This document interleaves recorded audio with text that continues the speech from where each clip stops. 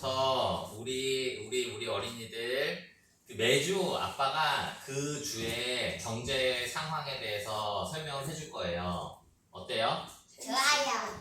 좋아요? 네. 그러면 그 경제 상황, 경제 관념에 대해서 좀 공부를 하려면 기본적인 배경 지식이 있어야 될 거잖아요. 그래가지고 이번 주는 일단 기본적인 배경 지식을 가르쳐 줄 거예요.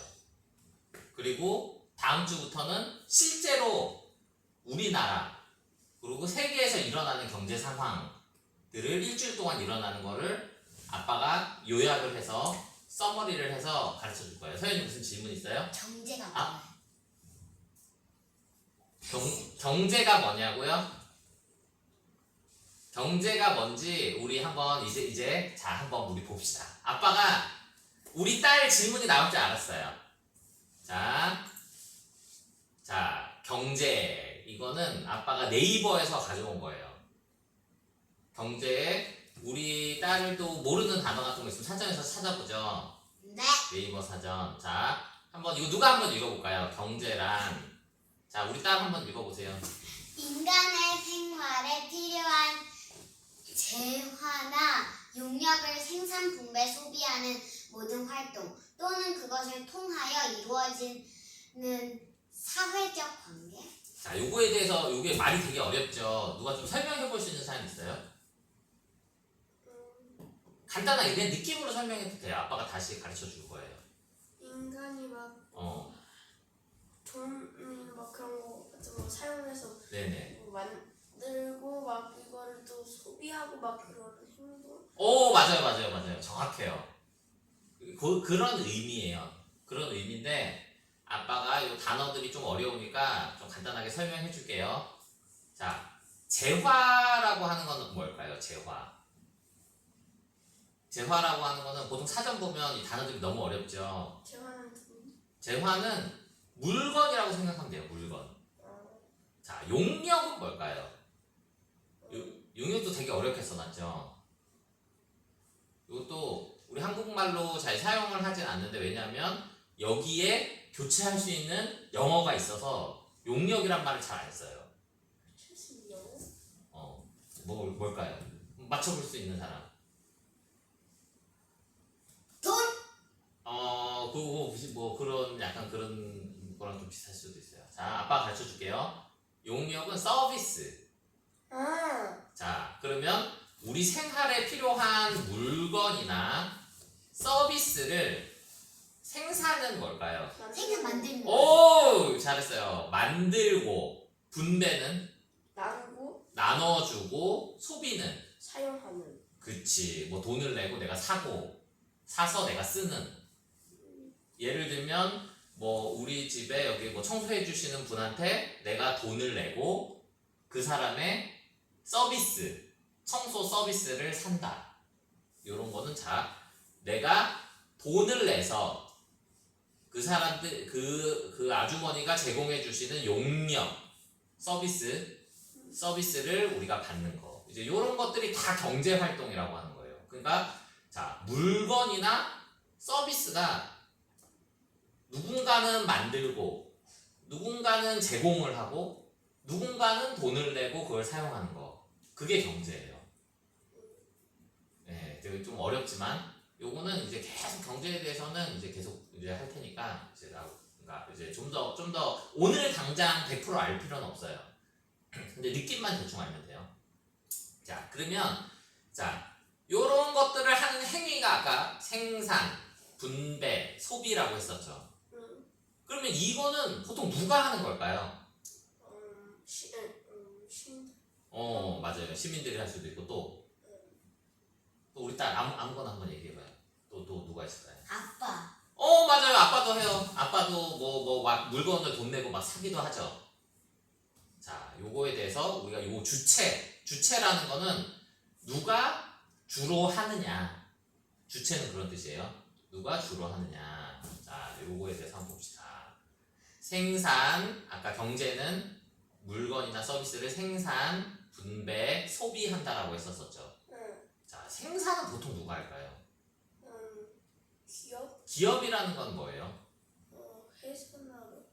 맞아요. 기업 기업은 회사예요, 회사. 우리 딸도 이렇게 해서 모르는 단어들 배우면 진짜 좋은 거예요. 이건 나중에 학교 가서도 아마 우리 딸이 경제 박사가 될 수도 있어요, 친구들 사이에서. 자, 기업이라는 거는 회사예요, 회사. 어떤 아빠가 매일매일 출근하는 회사 있죠. 그 회사에서 뭔가를 만들어요. 뭐 물건을 만들 수도 있고, 뭐 자동차를 만들 수도 있고, 핸드폰을 만들 수도 있고, 아니면 저렇게 이제 서비스를 제공하는 사람들을 모아서 그 서비스를 제공하게 만들 수도 있고, 뭔가 이제 생산적인 일을 하는. 이게 그러니까 사회에는 여러 가지 주체들 주로 하는 어떤 그 역할을 하는 것들이 있지만 생산을 하는 주체는 기업밖에 없어요. 생산을 하는 주체는 기업밖에 없어요. 자, 얘기 잘했어요, 우리 아들. 정부에 대해서 이제 되게 궁금하죠. 자, 정부는 엄밀히 따지면 정부나 개인은 소비를 하는 주체예요. 소비를 어떻게 효과적으로 잘 할 것이냐. 그러니까 사실 뭔가 그 나라의 경제를 이제 뭔가 좀 더 발전시키고 없는 물건을 만들어내고 그걸로부터 돈을 벌어오고 하는 모든 주체는 기업이에요. 기업, 회사. 정부는 그 기업 활동을 좀 더 잘할 수 있게 도와주는, 그리고 그 기업에서 소비를 더 많이 하게 하는. 뭐 이제 그런 부분들이 있어요. 기업에서 번 돈을 일정 부분 세금으로 받아서 그 세금을 잘 나눠주는 역할을 하는 거예요. 예를 들면 어떤 되게 큰 기업이 있어요. 근데 그 기업이 되게 자기네들 돈을 벌려고 작은 기업들을 다 막 못 살게 구는 거예요. 그러다가 갑자기 그 큰 기업이 망했어요. 그럼 우리 나라는 어떻게 될까요? 망하죠. 그러니까 그런 밸런스를 잘 맞춰주는 역할을 하는 거예요. 그런 작은 기업들도 더 잘 자랄 수 있게. 그래서 세금이라는 걸 걷어서, 자, 여기 보면 이 표를 한번 보면 기업은 생산을 통해서 어떤 돈 같은 거를 벌고 그 번 돈을 개인한테 월급으로도 갈 수 있지만 정부한테 세금으로 가는 부분들도 있고, 또 개인이 번 돈은 정부한테 다시 세금으로 들어가는 부분들도 있고, 그런 이제 여기 정부는 세금으로 벌어들인 돈, 개인은 어떤 회사에서 월급이나 어떤 본인의 능력으로 벌어들인 돈으로 다시 소비를 하는, 기업이 생산해낸 물건이나 서비스를 다시 소비를 하는 요런 일련의 과정, 요렇게 순환되는 과정을 경제라고 하면 돼요. 그래서 경제라고 하면 앞에 그 사전적 복잡한 의미는 잘 몰라도 요 그림만 잘 기억을 하면 돼요. 네, 우리 아들 또 뭐 질문 있어요? 방금 있었는데 이제 조금 이제 알았어. 네, 자, 그러면 요런 흐름을 만드는데 없어서는 안 될 게 뭘까요? 그럼 예를 들면 개인이 기업한테서 물건을 사야 돼요. 그럼 뭘로 사죠, 우리는? 네, 월급은 뭐예요? 맞아요! 돈! 빙고! 자, 그 돈이라는 거는 사실 우리가 금처럼 뭐 어떤 의미가 있는 게 아니에요. 돈은 잘 보면 그냥 종이 쪼가리예요, 종이 쪼가리. 맞죠? 1,000원짜리, 10,000원짜리, 뭐 5,000원짜리, 그냥 종이에요. 근데 사람들은 그 종이를 되게 가치가 있다라고 얘기를 하고, 내가 일한 대가로 그 종이를 받고, 그 종이를 물건 살 때 또 내면 또 그걸 물건으로도 바꿔주고 그러죠. 그러면 그 종이에 가치를 불어넣는 역할을 해야 되는 게 있어요. 그게 바로 은행이에요, 은행. 통화, 아빠 여기 뭐라고 적어놨어요? 우리 딸? 통화 시스템. 우리 아들 통화 시스템. 통화라고 하는 건 돈이에요, 돈. 돈이 어떻게 가치를 가지고 문제없이 잘 흘러가게 하느냐, 요게 이제 국책은행. 우리가 일반적으로 얘기하는 뭐 그냥 뭐 돈을 벌기 위한 상업은행이 아니라 국가에서, 맞아요, 한국은행, 맞아요. 미국 같으면 연방준비은행, 우리 한국 같으면 한국은행. 이제 그게 이제 돈을 관리를 한다. 그럼 돈 찍어내는 수치를 막 정하는 거야? 맞아요. 오, 잘했어요. 이제 뒤에 나올 거예요. 자, 이제 맞아요. 그 돈을 이제 얼마만큼 찍어내야 되는지, 뭐 만약에 돈을 막 무한대로 찍어놓으면 그건 진짜 말 그대로 휴지 조각이 되겠죠, 종이. 그렇다고 돈을 너무 안 찍어내면 이건 뭐 물건을 살 수도 없어요. 우리한테 돌아온 돈도 없어서. 그런 것들을 원활하게 흘러가게 하는 게 국책은행이다. 원래는 정부와 독립적인 어떤 권력을 가지고 있어야 되는데 사실은 이 둘 간에는 어떤 이제 떼려야 뗄 수 없는 서로 간의 관계가 있긴 있죠. 자, 이제 그러면 요거에 대해서 좀 더 자세히 한번 알아봅시다. 이제 앞에 아빠가 설명했던 거를 이제 요렇게 적어봤어요. 기업은 생산의 주체다. 무언가를 만들어내는 건 기업밖에 없어요. 그러니까 아빠 생각엔 그래요. 모든 경제의 시작은 어디서부터 시작된다? 누구로부터? 기업. 그렇지. 모든 경제의 시작은 무언가를 만들어내고 그 만들어낸 걸로부터 돈을 벌고 그걸 나눠주거나 세금으로 주면서 그들이 다시 사용을 하게 만드는. 그래서 아빠가 생각하는 경제의 시작은 기업이다. 자, 생산의 주체다. 가장 중요하죠. 나중에도 결국은 우리가 기업에 대한 이야기를 할 거예요. 끝에도. 예. 기업을 소유하는 방법, 기업을 내가 가질 수 있는 방법, 이런 거에 대해서 이제 아빠 얘기를 할 거예요. 이게 가장 핵심이라고 생각을 하기 때문에. 자, 그럼 기업의 미션은 뭘까요? 우리 아들 또 얘기도 많이 했으니까 우리 딸이 한번 읽어봅시다. 이거 뜻은 잘 몰라도 돼요. 기업의 미션은 재화 서비스의 효율적 생산을 통해 기업의 주주에게 최선의 이익을 제공. 자, 요거 우리 아들이 뭐 간단하게 느낌을 한번 설명해 볼까요? 자, 우리 딸은 잘 들어보세요. 기업 같은 거 네. 그런 거 소유하는 그런 사람들한테 예, 이익을 주기 위해서 예, 막 어떤 생산을 예. 머리를 써서 생산을 해내는 거. 빙고! 정답! 100점. 자, 아빠가 재화는 아까 물건이라고 했었죠? 물건이나 어떤 사람들의 서비스를 어떻게 효율적인 거는 자기들은 돈을 적게 쓰고 남들한테 돈을 많이 걷어낼 수 있는, 이게 효율적이라고 얘기를 하거든요, 보통. 그러니까 이런 물건이나 서비스를 효율적으로 어떻게 제공을 해서 돈을 많이 벌어서 그 기업의 주인들한테, 소유주라는 거는 주인이라는 뜻이에요. 주인들한테 이익을 많이 제공하는 거, 이게 기업의 미션이에요. 자, 여기서 좀 어려운 단어 나왔죠. 주주가 뭘까요? 막 주식회사 같은 거 할 때 그거 모르겠어. 자, 여기 적혀져 있죠. 기업의 주인을 주주라고 해요. 기업의 주인이 한 명일 수도 있고 여러 명일 수도 있겠죠. 네, 기업의 주인을 주주. 그러니까 주주에게 최선의 이익을 제공하는 게 미션이에요. 자, 그러면 기업은 이런 활동을, 미션을 달성하기 위해서 어떤 행동들을 할까요? 자, 이거 한번 읽어볼 사람. 예, 우리 딸 한번 읽어보세요. 경영. 자, 경영이라는 걸 일단 합니다. 기업의 영리 추구를 극대화시키기 위한 효율적인 자본의 재배치 및 필요시 자본 인력의 추가 투입. 예, 요거는 아빠가 위에서 설명했던 거랑 비슷한 얘기예요. 자, 영리 추구는 뭘까요? 여기 나오는 단어들은 다 되게 어려운 단어들이 많아요. 근데 경제를 알기 위해서 좀 익숙해져야 되는 거예요. 영리 추구는 뭘까요? 자, 그러면 일단 영리는 뭘까요? 영리. 똑똑함. 오, 맞아요. 사람들한테 영리하다고 하면 되게 똑똑하다는 뜻이 되죠.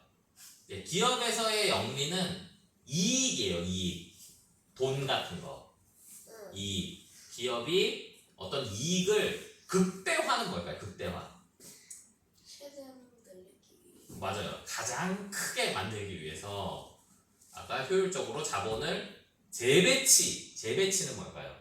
다시 배치. 맞아요. 여기 있는 거를 저쪽으로 옮기고 저기 있는 걸 저쪽으로 옮기고 이런 것들을 활용해서 이제 돈을 그러니까 가장 많이 벌 수 있는 방법을 찾아내는 거, 그거를 경영이라고 해요. 경영. 회사를 운영하는 거, 경영. 그 다음에 이건 우리 아들이 한번 읽어볼까요? 분배. 효과적인 기업 소유주 주주에 대한 이익의 공유 또는 다른 기업 성장의 요인. 투자 유치 증거. 자, 이 분배라는 거는 나누다. 맞아요. 그 기업이 번 이익 여기서 극대화로 경영을 통해서 벌었죠. 그 이익을 주주들한테 공유는 서로 나눈다는 거거든요. 주주들한테 나누어 주거나 아니면 또 다른 어떤 기업의 성장을 하기 위해서 아빠가 여기 말을 좀 잘못 적은 것 같긴 한데 이게 좀 이 말이 안 되게 적었죠 아빠가. 어쨌든 주주들한테 돈을 나눠주거나 성장을 위해서 다시 재투자하는 거. 그런 과정. 요 두 가지 과정을 이제 가장 기업에서 이제 주안점을 가지고 하는 행동들이에요. 돈을 버는 과정, 번 돈을 어떻게 쓸 것이냐, 나눠줄 것이냐, 다시 돈을 더 벌기 위해서 공장을 더 만들 것이냐, 약간 요런. 자, 그 다음에 이제 기업에 대해서는 대충 알아봤고, 정부. 자, 정부는 국가 운영의 주체예요, 말 그대로. 국가를 이제 어떻게 운영하느냐. 자, 요 미션은 우리 딸이 한번 읽어봅시다. 미션. 정부의 미션.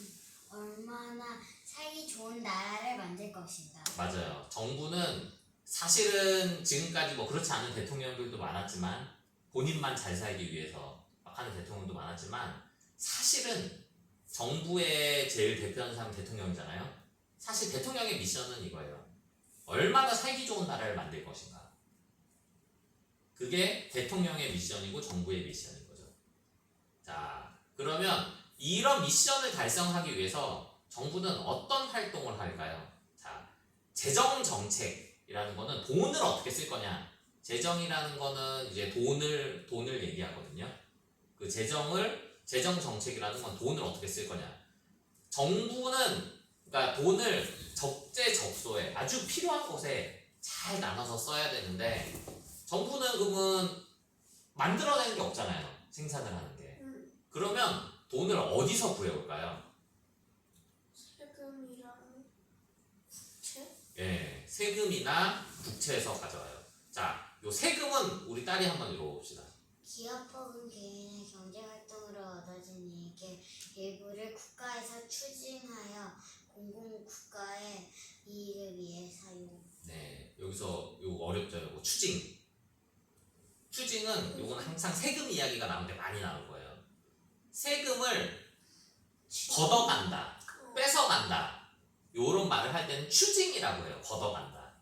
그래서 세금을 추징한다. 요런 얘기를 많이 하거든요. 그래서 기업이나 개인이 앞에 나와 있던 어떤 경제 활동을 통해서 돈을 벌게 되면 국가에서 일부를 추징해서 그러니까 재분배, 그러니까 국가를 좀 더 살기 좋게 만들기 위해서 사용을 하는 거. 예를 들면 도로를 만든다라거나 뭔가 뭐 가난한 사람들을 좀 도와준다라거나 뭐 이런 공공의 이익을 위해서 사용하는 거. 요게 이제 세금이고 요건 좀 어려운 거니까 우리 아들이 한번 읽어봅시다. 국채. 일정의 이자를 지급하고 돈을 빌려서 공공의 이익을 위해 사용.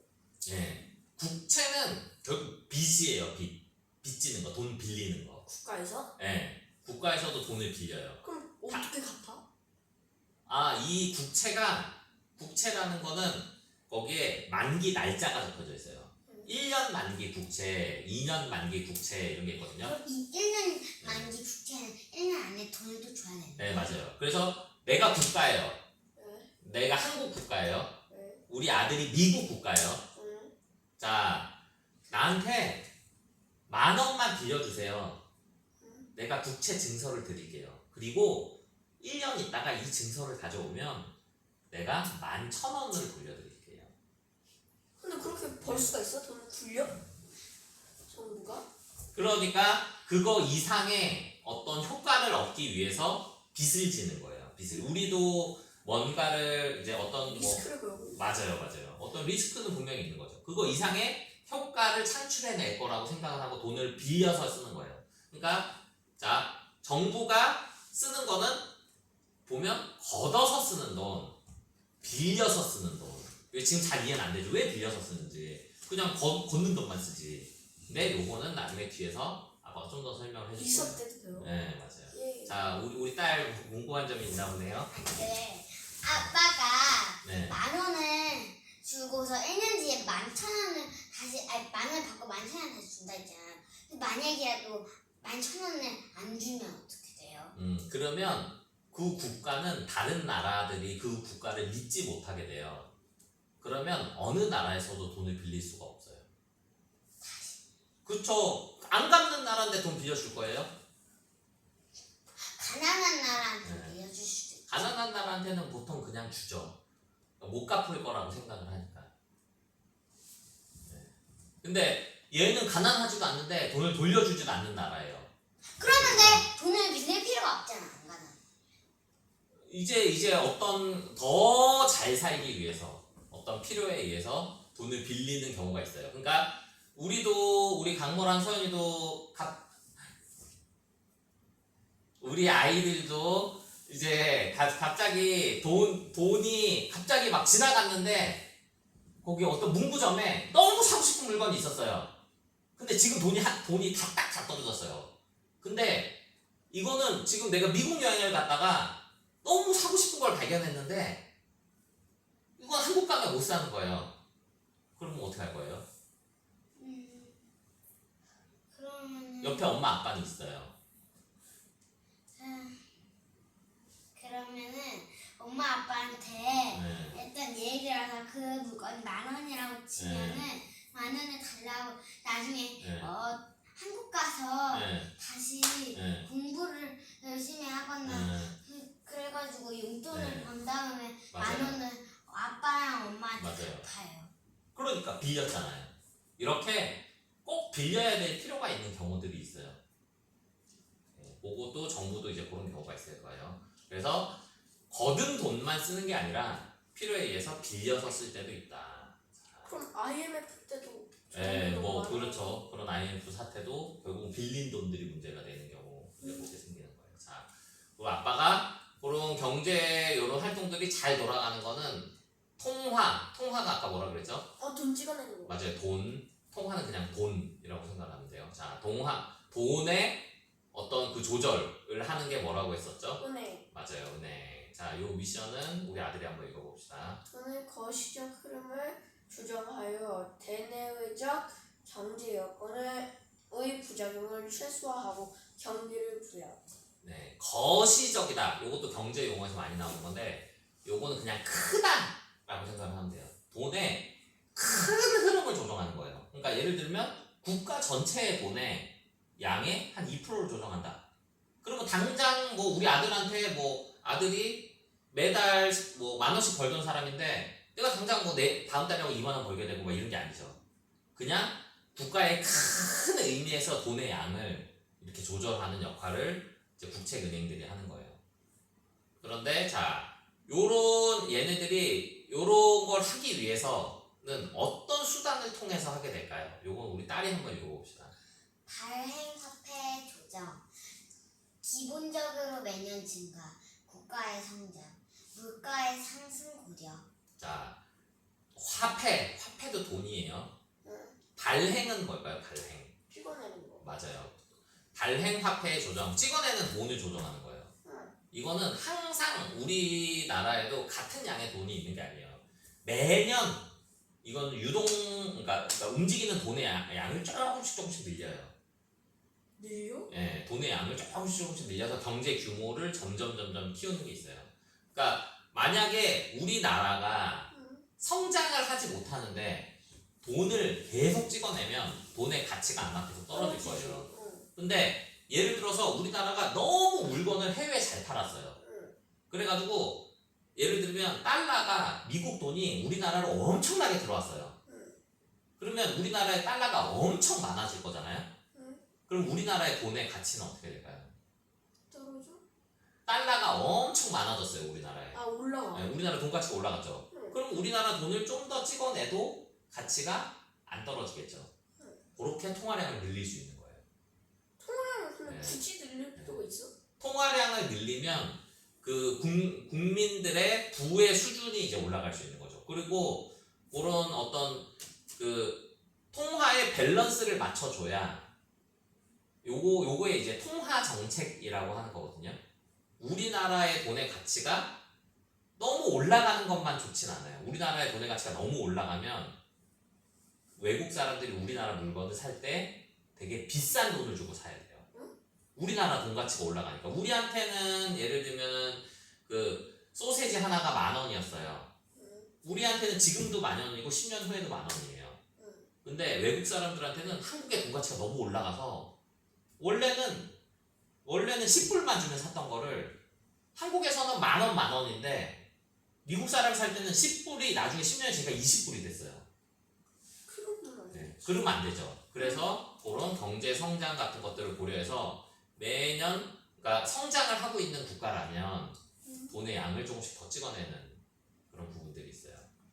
그리고 그럼 돈 개수가 매년 막 그 원래 있었다가 이게 또 그 정도보다 그러면 또 더 많이 찍히거나 막 그 정도. 맞아요. 자, 근데 너무 많이 찍어내면 어떻게 될까요?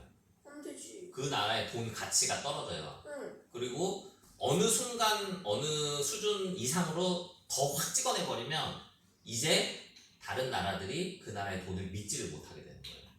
네, 그런 상황을 안 만들기 위해서 그런 돈의 거시적인 흐름, 큰 흐름을 조정하는 역할을 국채은행이 하는 거예요.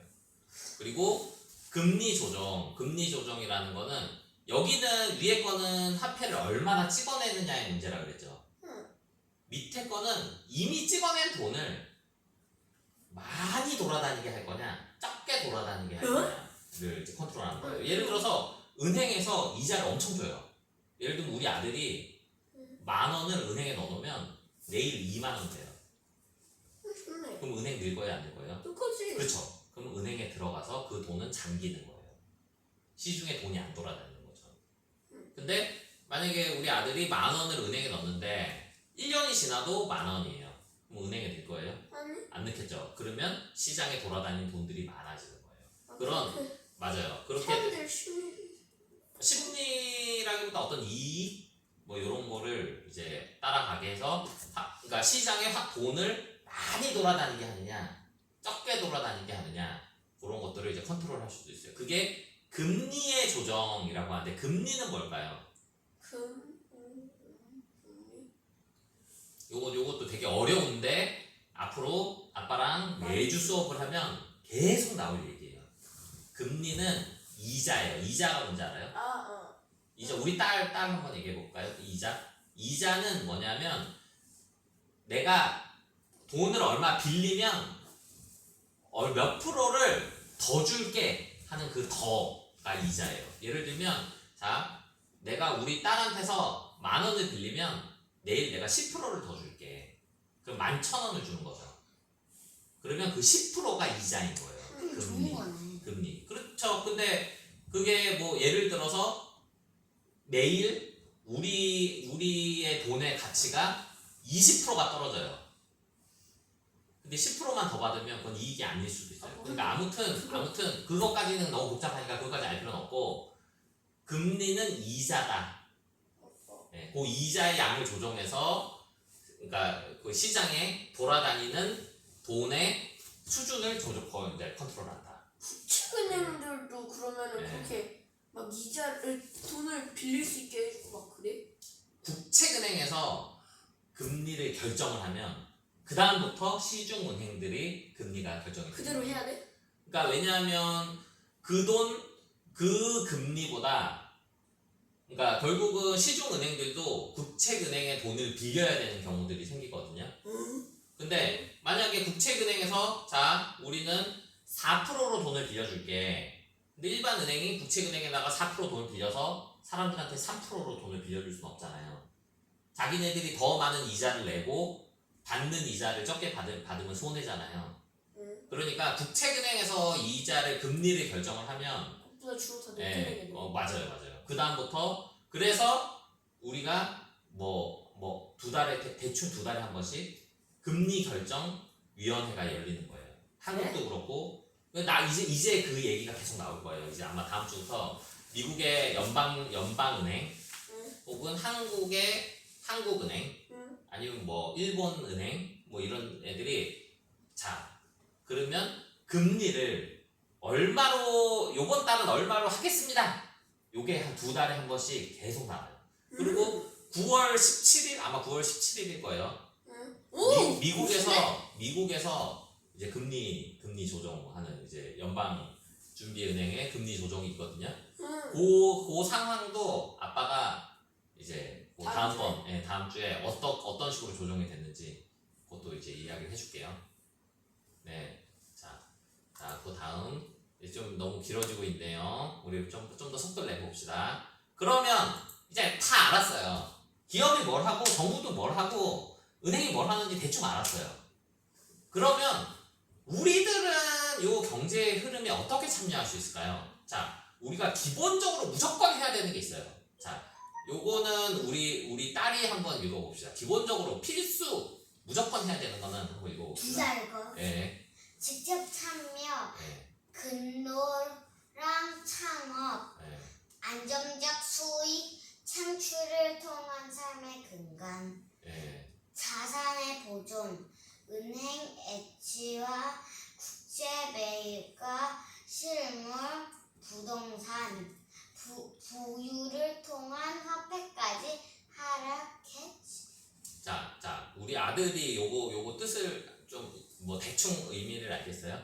일단 첫 번째 거. 첫 번째 거는 일단 네. 일단 수입을 먼저 좀 받아야 돼서 돈이 좀 처음에 있어야 되고 네. 그 돈을 그 요거는 무슨 뜻일까요, 요거? 직업을 하는 거. 오, 맞아요. 근로는 일하는 거를 근로라고 해요. 아빠가 회사 나가서 일하는 거 이런 거를 근로라고 해요. 요거는 창업은 뭘까요? 회사를 만드는 거. 오, 맞아요.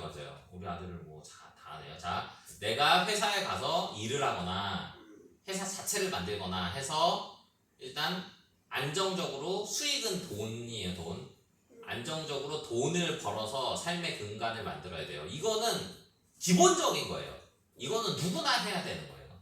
그래서 안정적으로 매달, 뭐 매년 고정적으로 어떤 수입원이 있어야 돼요. 요거를 하기 위해서 여러분들이 지금 하고 있는 게 뭘까요?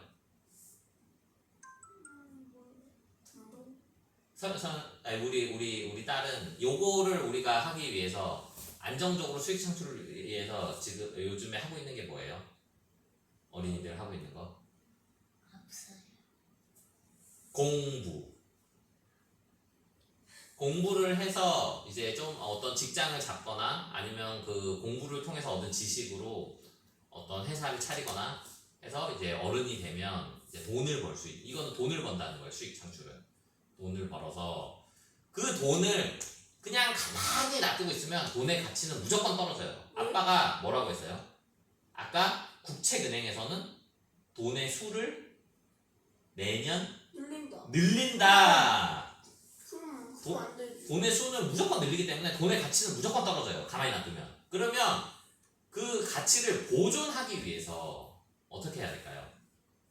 은행에다가 집어넣어. 맞아요. 은행에다 집어넣으면 뭐가 나오죠? 은행에다 집어넣으면 이자. 맞아요.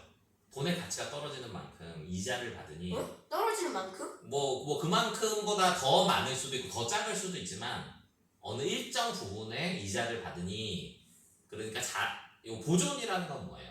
유지. 맞아요. 그러니까 자신의 자산이 가치가 떨어지지 않고 유지가 되겠죠. 어쨌든 돈의 양은 많아지는 거고 그러면 돈의 가치는 떨어지는데 이자를 받으니 유지가 된다. 그 다음에 또 두 번째는 국채 매입. 이것도 은행이랑 비슷한 거예요. 국가에서 자, 나 돈을 얼마 빌릴 테니까 대신 이자를 얼마큼 줄게. 이게 국채라고 했잖아요. 국가에서 빌리는 거야? 네, 맞아요. 국가에서 빌리는 거예요. 내가 국채를 산다는 거는 내가 국가에다가 돈을 빌려주는 거예요. 네. 국가는 빚을 지는 거죠, 나한테. 대신 그거를 그러니까 어떤 필요에 의해서 국가를 더 잘 살게 하기 위해서 사용하는 다음에 빚을 지는 거예요. 다시 돌려받는 그렇죠. 이게 1년 있다가 돌려주는 것도 있고 10년 있다가 돌려주는 것도 있고 그래요. 자, 그러면 이것도 일정 부분의 이자를 주겠죠. 그럼 국채를 매입하는 것도 나의 자산을 떨어뜨리지 않고 보존시키는 좋은 수단이 될 수 있어요. 그 다음에 어떤 내가 실물을 보유를 한다. 부동산은 뭘까요? 부동산이. 땅. 맞아요. 어떤 내가 땅이나 어떤 집이나 내가 어떤 땅을 가지고 있어요. 매년 대한민국 땅이 막 늘어날까요? 아니죠. 땅은 고정돼 있어요. 돈은 계속 늘어나죠. 그러니까 양은 결국 많아지지 않기 때문에 그 가치를 계속 유지를 하는 거예요. 그래서 돈의 가치가 떨어지면 이 부동산의 값은 올라가죠. 그러면서 유지가 되는 거예요. 그렇죠. 그러니까 내 자산을 보존할 수 있는. 그래서 자, 해지는 뭘까요? 해지. 우리 아이들 영어 잘하죠. 해지. 막는 거? 해지는 뭘까요? 해지는 울타리예요. 울타리. 우리는 보통 아파트에서 잘 모르지만 아파트에도 여기 담벼락 같은 거 있죠. 그 예전에 주택에 살면 이거 넝쿨 같은 걸로 나무 같은 걸로 이렇게 벽 같은 걸 쳤어요. 울타리. 그걸 해지라고 하거든요. 그러니까 보호한다 이런 뜻이에요. 해지는 어떤 위험으로부터 나를 보호한다. 자, 그 어떤 화폐 가치 하락 가만히 놔두면 돈이 계속 많아지니까 돈 가치가 떨어지는 거를 방지하기 위해서 이런 일들을 할 수 있다. 그래서 자, 그러면 아빠가 이렇게 써놨던 요런 부분들은 기본적으로 돈을 버는 걸까요? 안 버는 걸까요? 버는 거요. 우리 딸은 어떻게 생각해요?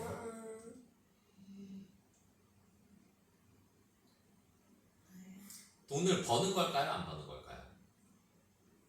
버는 거? 네, 기본적인 컨셉은 이거예요. 보존? 네, 지키는. 유지하는 거죠. 기본적인 컨셉은 이걸로는 돈을 벌 수가 없어요. 돈의 양은 많아지지만 돈의 가치가 떨어지는 것만큼 많아지는 거기 때문에 이거는 돈을 그러면 버는 건 아니에요. 부동산으로는 네. 이게 가격이 올라간다고 해서 좋은 것도 아닌 거네. 기본적으로는 그런데 비정상적인 시장에서는 어떤 돈의 가치가 떨어지는 것보다 부동산이 더 오르기도 해요. 그건 이제 비정상적인 시장 상황인 거고, 일반적인 시장 상황에서는 이런 것들은 우리가 보존의 수단이다. 예, 자, 그 다음에 자, 우리가 이제 앞으로 좀 더 핵심적으로 배울 부분은 이 부분이에요. 자, 이 부분은 우리 딸이 한번 또 읽어봅시다. 금융투자 기업의 주주로서 경제활동에 참여, 주식 매입, 대리 참여. 자, 이건 무슨 뜻일까요?